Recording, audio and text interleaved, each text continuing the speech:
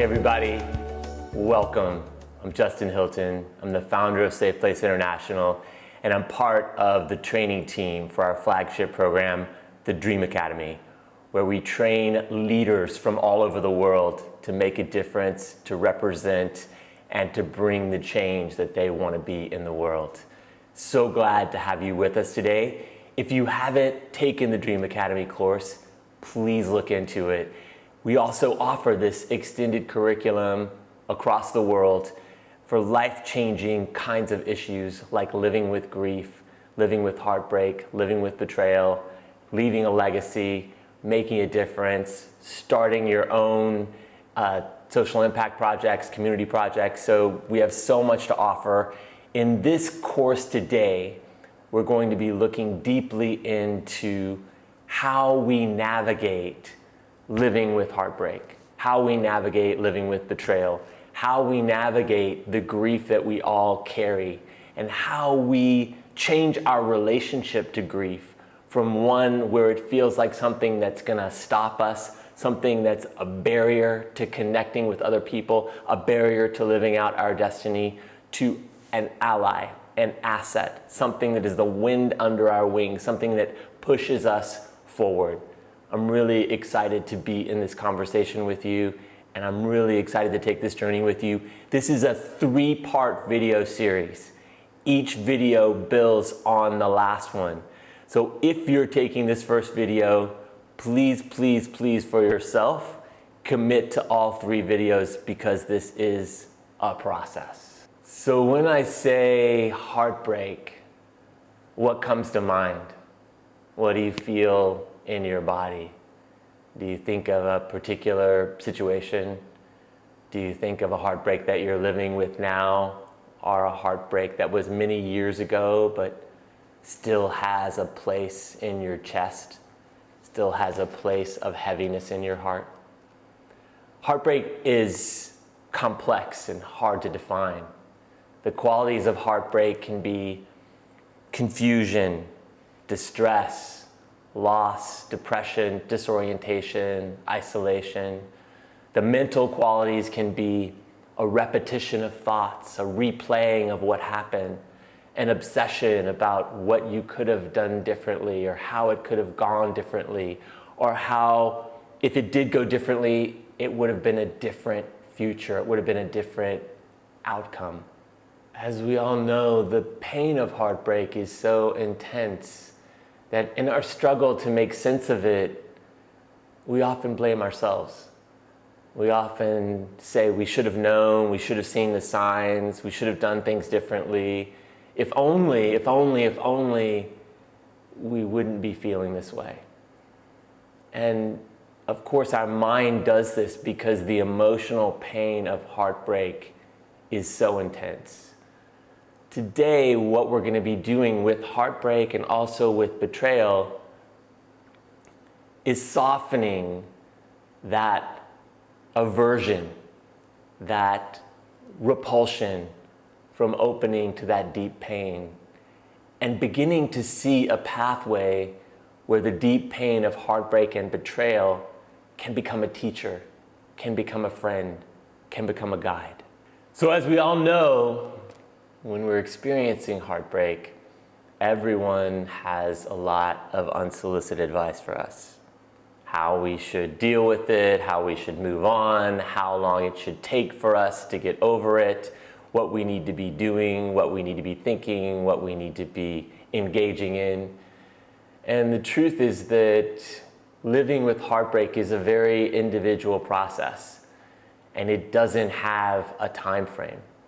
And often we are living with heartbreaks from decades ago, from losing a loved one to death or sickness, to a relationship that ended in a really painful way, to a break in our community, a break with our family, a rejection from someone we loved, an experience we had in school, even betrayal around work and authority and leadership that left us disillusioned.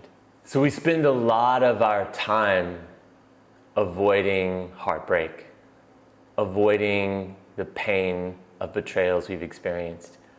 Today, and in the videos that come after this one, we're going to be very consciously inviting them into our hearts, into our bodies.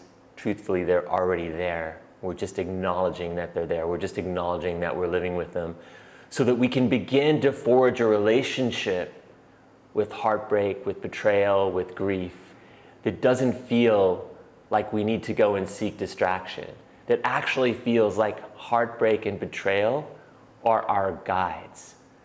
They are helping us weave a new reality. They are pushing us towards what we're most passionate about. They're showing us what we really need. They're showing us what's true and what's fantasy. So as I say again, and I've said it many times very intentionally, the word heartbreak, what comes up for you as we invite it into this space with us? Can you feel a situation, whether it was last week or last month or last year or 10 years ago, where you experienced heartbreak? Where all the feelings I described and all the thoughts were whirling around inside and you felt helpless and overwhelmed. Almost like it was too much to tolerate in your body, that you just wanted to get out of your body because the pain was so intense. What we're gonna do together today is dip into those feelings and then come out.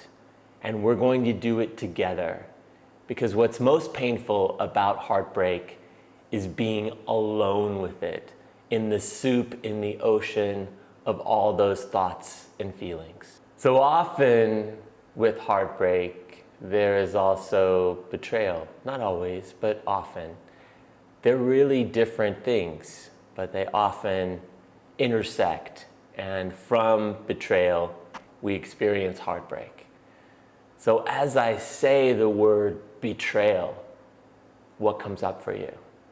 Can you remember a time when you felt profoundly betrayed? When you had a trust that something was absolutely so, that your partner, business partner, friend, lover was faithful to you financially, sexually, loyal as a friend, and that trust was betrayed. Betrayal comes when we trust our family to protect us and our family violates us or rejects us. It comes when we trust that our group of friends, our community at work, has our best interest, that we're a part of that group, that we're protected and we're safe in that group, and we experience rejection or betrayal in that group. Betrayal has many forms, but the experience of betrayal is a break in trust, and that break in trust ruptures our reality. It ruptures the way that we experience the world, that we think about the world. So again, I'd like you to think about a time when you felt betrayed. Who or what betrayed you? What were the circumstances? How did you react? So with betrayal and with heartbreak, we're dealing with a loss. With betrayal, that loss is a break in trust. It's a break in what we thought was real. It's a break in what we thought we could absolutely count on. And with heartbreak, which can come from betrayal or can come from any kind of loss, losing your home, losing your job, often losing a loved one, particularly unexpectedly. When we're dealing with loss, there is a deep well of grief that as we dip into it often feels so overwhelming and so scary that we pop right out and get busy. And the world supports that. The world says you should get over it, you should move on, you shouldn't dwell in sadness. Sadness is dangerous. So in this first video, we're going to work with heartbreak. In the second video, we're going to dive into betrayal and the nature of betrayal. And in the third video, we're going to work with living with the heartbreak that comes from betrayal and that comes from loss and the grief that comes from heartbreak. How do we navigate that relationship, which is really a lifelong relationship? There's so many conversations about how we get over things and move on.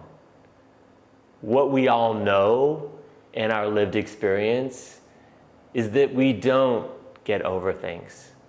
We can still feel the sting of when our friend committed suicide, of our first breakup, of when we lost our grandmother, of when our house burned down, of when our family rejected us. But what does change is our relationship to that loss, our relationship to grief. From a sting, from something that overwhelms us and separates us, to something that is part of who we are and part of the engine that brings our passion, that brings our destiny forward. In this body that we are each sitting in right now, all of our hurts, all of our joys, every time we've been caressed or hit or been sick or had a broken heart, it's all right here.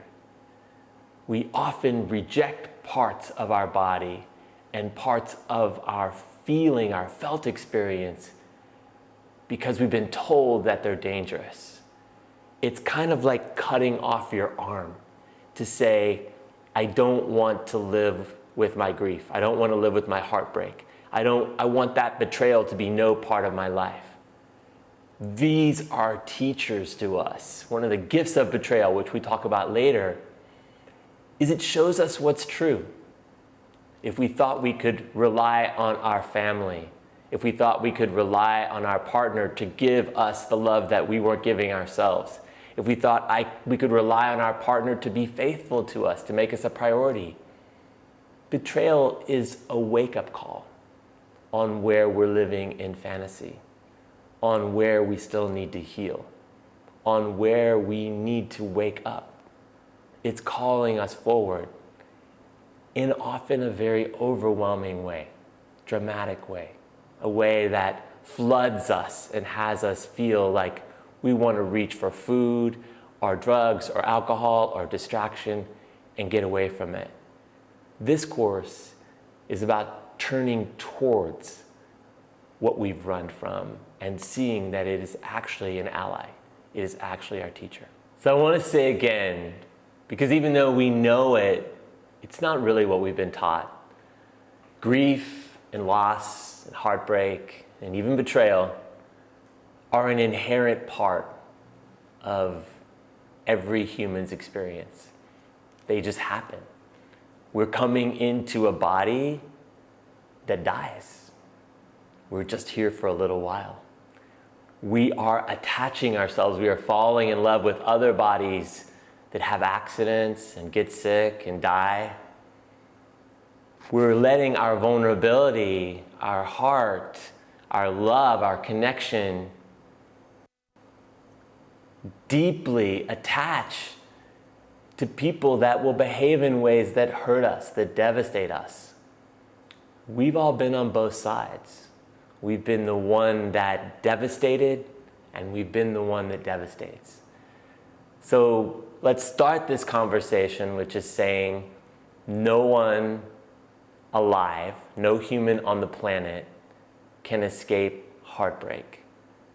Every person has experienced betrayal, and we are all living with grief right now. There is not a person on the planet, if I didn't sit down with them and drop in, that in 5 minutes we would find their grief. It's there for all of us. We're just living over it. We're running from it. Today, we're turning towards it. So I just want to acknowledge that maybe you thought this was an interesting title on our website, or you're a graduate and you thought, wow, I want to learn more. And all of a sudden, we're in the middle of this conversation about heartbreak, which for every one of us is confronting and brings up a lot of very tender emotions. So I want to acknowledge this is a deep process, and I'm honored that you're willing and you have the courage to look in these places we'll look today. But also want to respect your own emotional process and let you know that anytime you want to stop this video, take some deep breaths, get a glass of water, take a walk, have a good cry. You're certainly welcome to cry while the video rolls and while you write. But if you need to slow down, if you need to take care of yourself, if you need to turn the video off today and start it again tomorrow, take care of yourself. This is intense work to look and to feel the things that we've been running from, our grief, our experiences of betrayal, our heartbreak.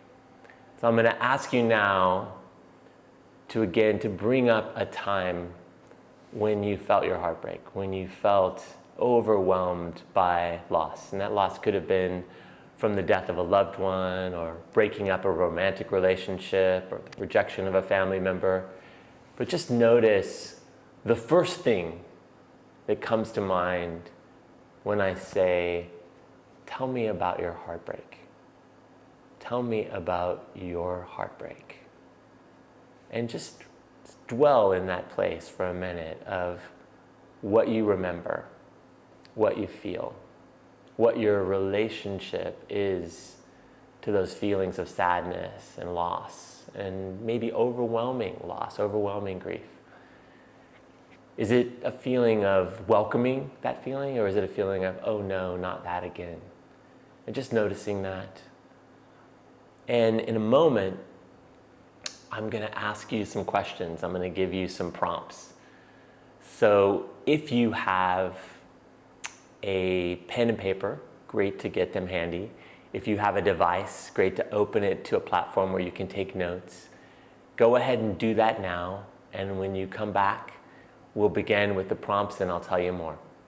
Okay, so how this will work, you've got your pen and paper or your device open. I'll give you the writing prompt, and then I will disappear from your screen, and a slide will appear on your screen, reminding you of the question. And that slide will have a timer in the corner. I'm going to ask you to keep writing, even if you feel like you hit a block. Just find a way to keep writing. It doesn't have to make sense, but let what comes come for the entire time of the timer. And if the timer finishes and you still have more to say, keep writing. Go at your own pace, pause the video, and then start again when you're finished writing. Okay, so I've asked you this before, but now I'm going to ask you to write on it. I'd like you to remember a time when your heart was broken in relationship. It could have been you as a child with a family member. It could have been with a friend or a stranger or a romantic partner. Let yourself remember what happened. Let yourself remember how it felt, and write down what you are remembering. Do it now.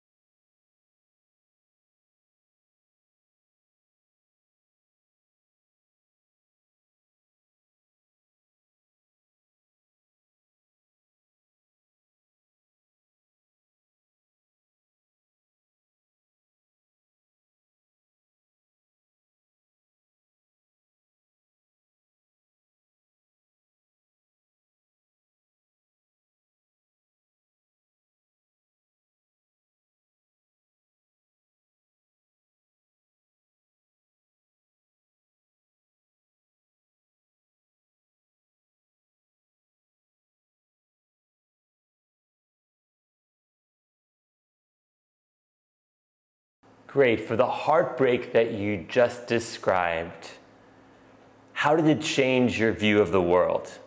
How did it change your trust in yourself, your trust in others? Write it down now.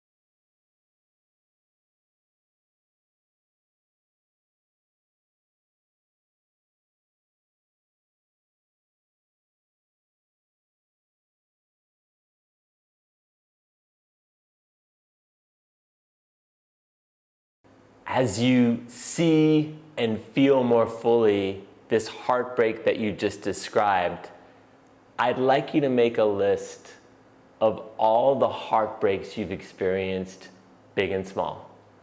All the heartbreaks you've experienced, big and small. Could have been, I didn't get what I wanted for Christmas, or my dad didn't come home for a holiday, or someone missed my birthday, or I got left at school and nobody picked me up.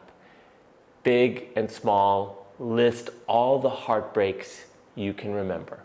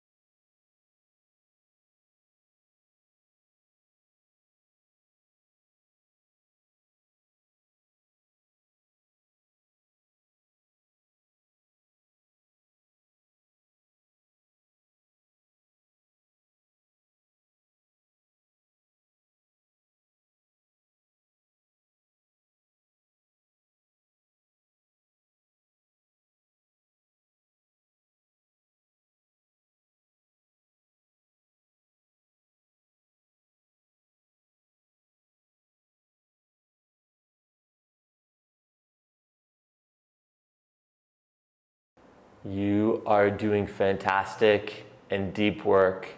Again, if you need to pause this video at any time, please do so. Your next prompt is, as you look at this list of heartbreaks, big and small, how are they similar and how are they different? What are the through lines? What do you notice about them? What is the same in the feeling that you feel as you write them down and look at them, and what is different? Write it down now.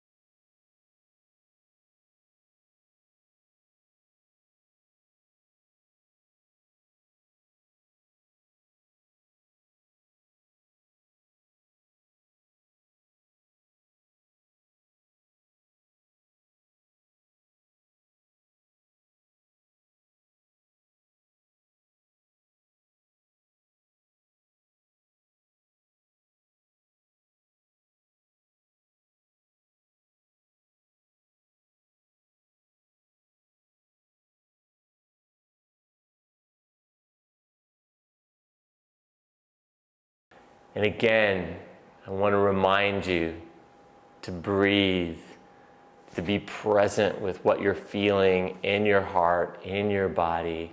Notice what's happening. You can always slow down, you can always pause this video. As you look back at that first heartbreak you described, and that list of big and small heartbreaks, how have these heartbreaks impacted your willingness to trust, to be vulnerable, to be authentic, to be seen, felt, and heard to those around you? Write it down.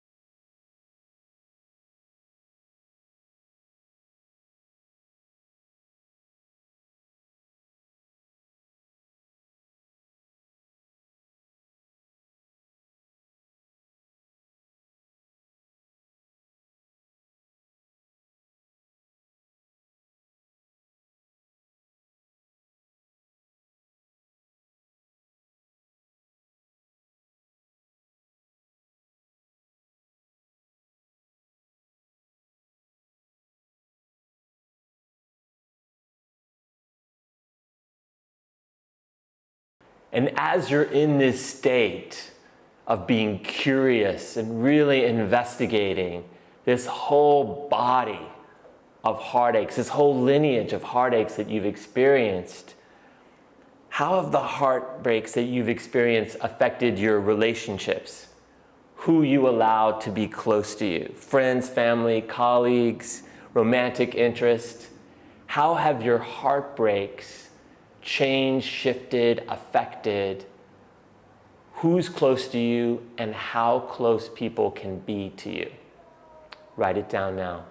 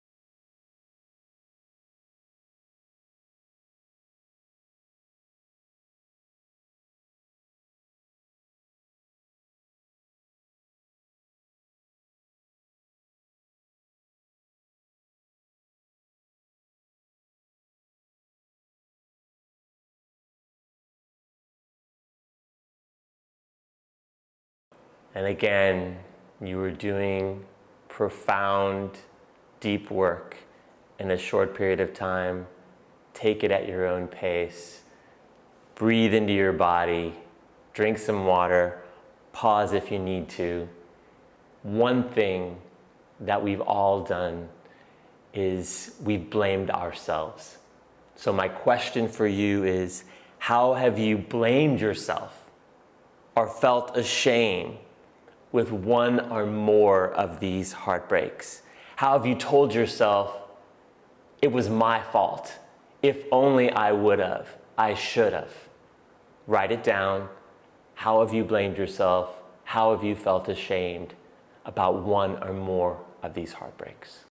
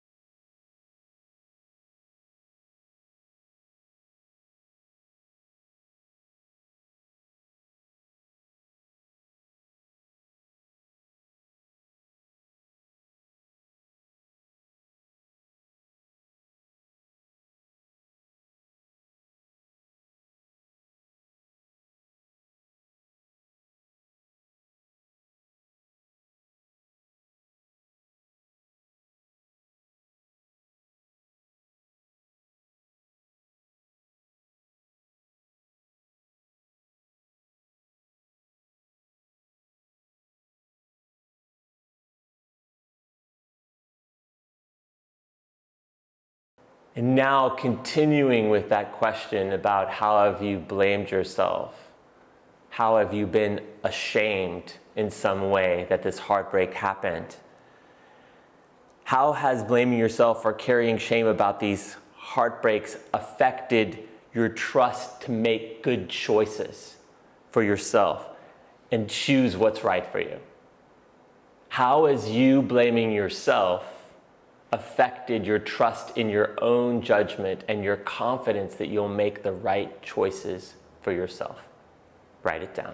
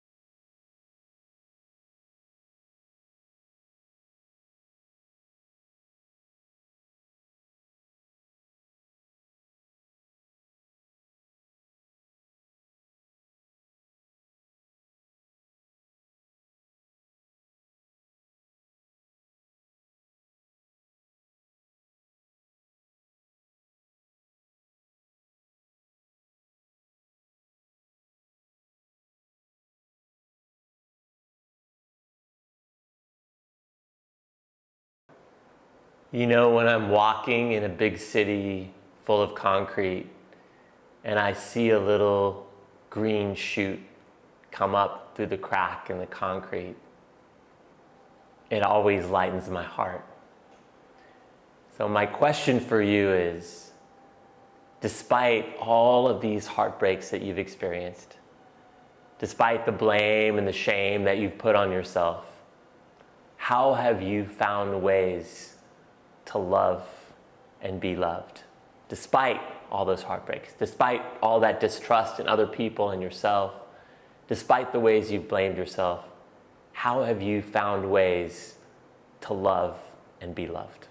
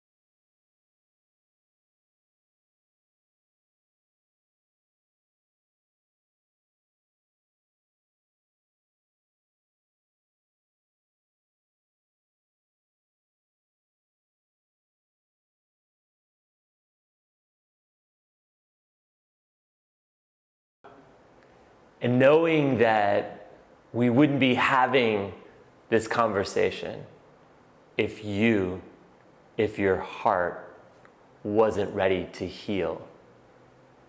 If your heart wasn't ready to feel the pain that it takes to break into a space of love, of vulnerability, of reception, of receiving what it wants and needs. So my question for you is, what does your heart need to heal right now? What does your heart need to heal right now? Write it down. Trust whatever comes. No wrong answers.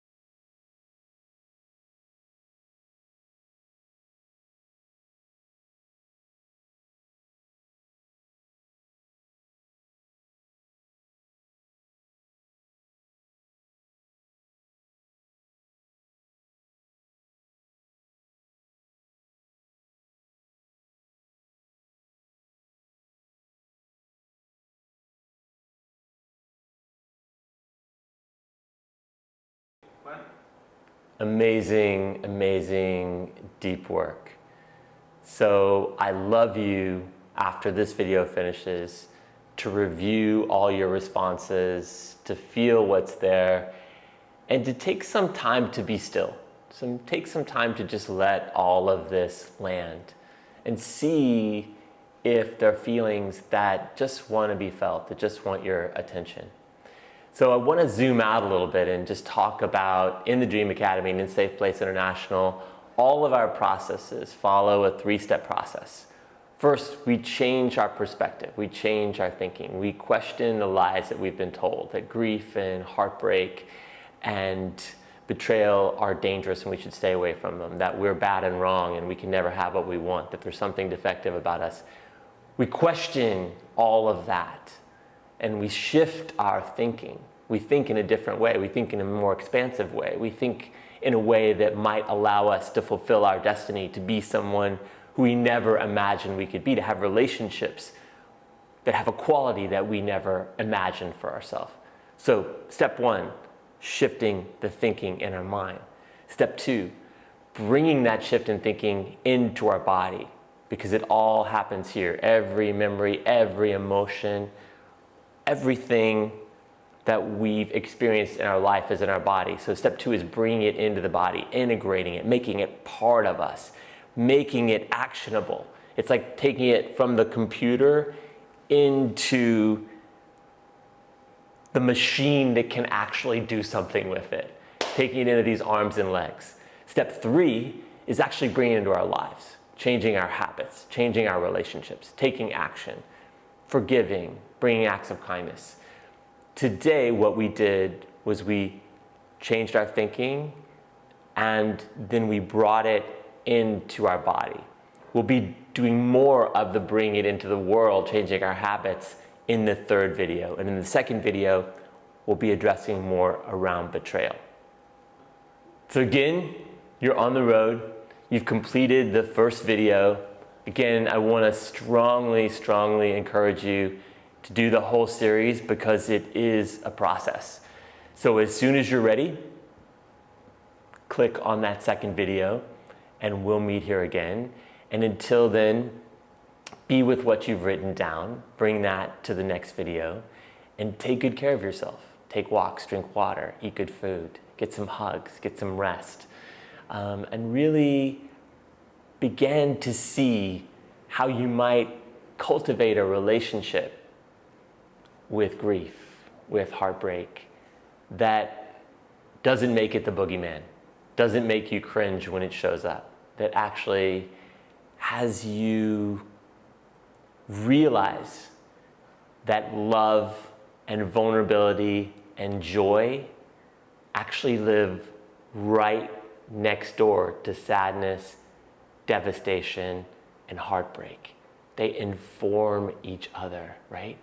The people that we love most, the deepest people in the world, understand that devastation and joy, they are partners, opposites. They are actually inextricably joined.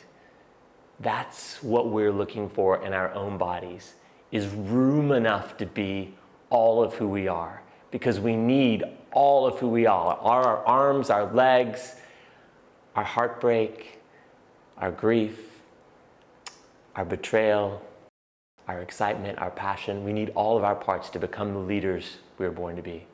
I'll see you next time in video 2. Can't wait. Take care.